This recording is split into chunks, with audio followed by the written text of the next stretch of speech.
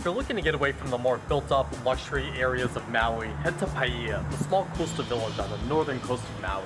This town only has about 2,600 people, but it's got a great laid-back, hippie-ish feel.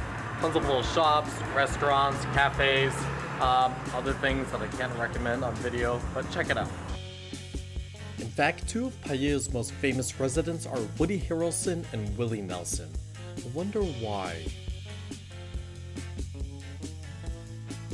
I wanted to try one of Hawaii's favorite breakfast meals, the Loco Moco. I got a tip that one of the best places to try it is at the Moana Bakery and Cafe, right here off of Baldwin Avenue.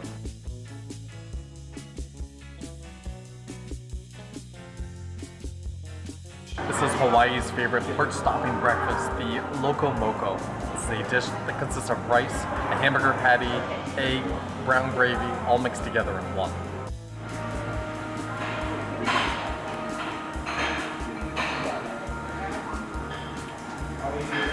Wow.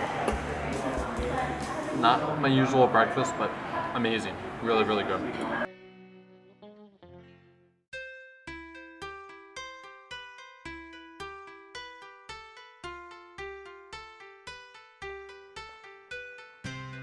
So when I was in Paia, I started talking to one of the shop clerks, and I told her I only had a couple of hours to explore because I have to pick up my deadbeat friends from the airport in a couple hours.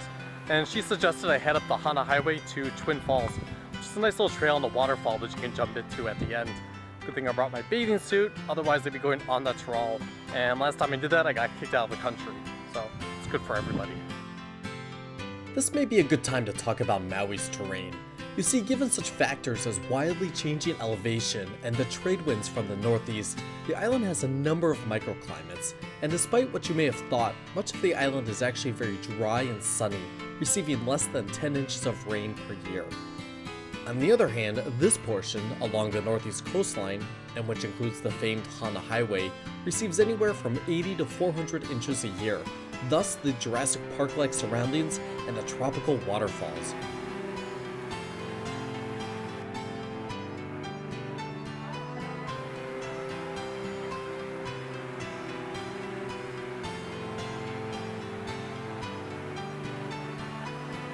Yeah, it's an island waterfall. Amazing.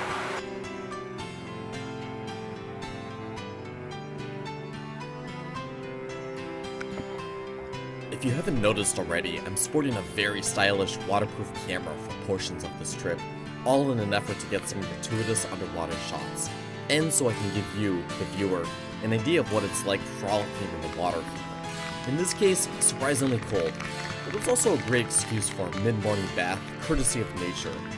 Now, where did they keep this soap dispenser?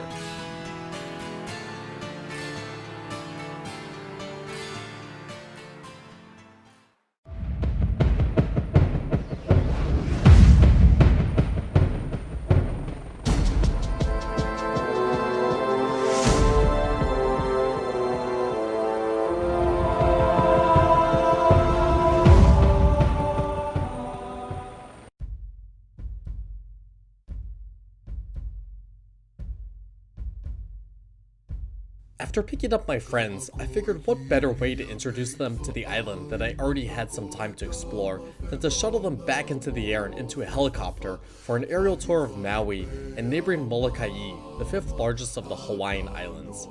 Yes, that Moloka'i, the one-time home to the famous leper colony, a disease that came to the island in the mid-1850s due to the influx of outside traders and sailors.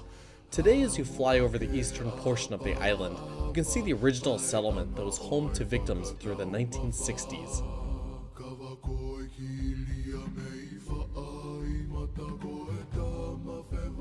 Further along, we choppered over the lush landscape and grazed the dramatic cliff sides of the island. Formed by two shield volcanoes, the dramatic sea cliffs, the largest in the world, are what remains of a massive volcano that collapsed over 1.5 million years ago. It was at this point that I implored our pilot to get as close as possible so I could get my epic money shot, a request that was soundly ignored. After doubling back and climbing over the center of the island, we began our approach toward Maui from the northwest. It's over this portion of the ocean that an estimated 2/3 of the entire North Pacific humpback whale population travels to each winter to get it on. kind of like spring break for sea life, and ultimately to give birth to calves. Finally, we made our way over Lahaina and back to the heliport, surprisingly with all our lunches firmly still in our stomachs.